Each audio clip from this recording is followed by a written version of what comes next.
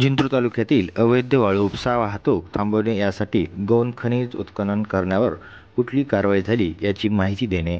मौजे सावळी, निलज, वजर, इटोली, डिग्रस, दुधगाव, येसेगाव येथून अवैध वाळू उपसा वाहतूक व महामार्ग औंढा रोड मार्गे आडगाव फाटा येथे चेकपोस्ट तयार करावे.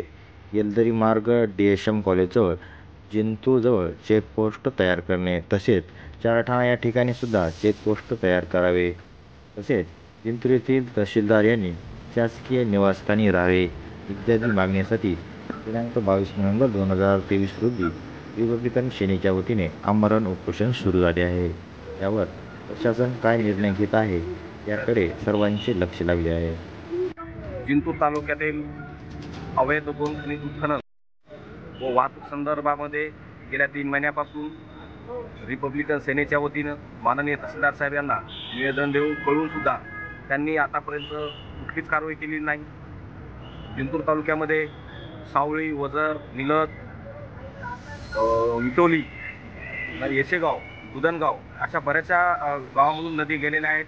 नदीचे पात्र गेलेले आहेत. त्या पात्रामधून जिंतूर तालुक्यातील जे काही वाळू माफिया आहेत, तस्कर आहेत, हे लोक रात्री बेरात्री दिवसा अवैध उत्खनन करत आहेत आणि वाहतूक सुद्धा करत आहेत.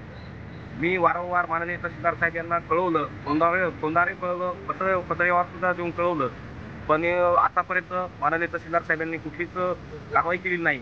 म्हणून मी आज दिनांक 22 रोजी तहसील कार्यालयासमोर उपोषणासाठी बसलेलो आहे.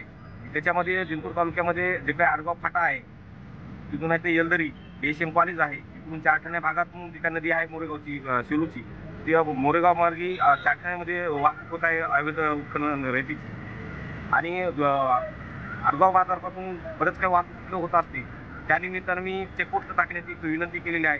जर या 3 चेकपोस्ट टाकल्या तर 100% अवैध वाहतूक आणि उत्खनन याला आळा बसण्याची शक्यता आहे.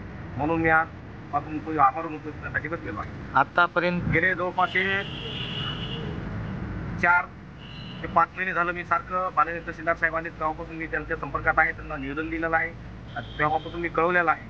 पण तहसीलदार साहेब माझ्या अंदाजानं त्या वाळू माफियाला पाठीशी घालण्याचंच काम आतापर्यंत करत आहे.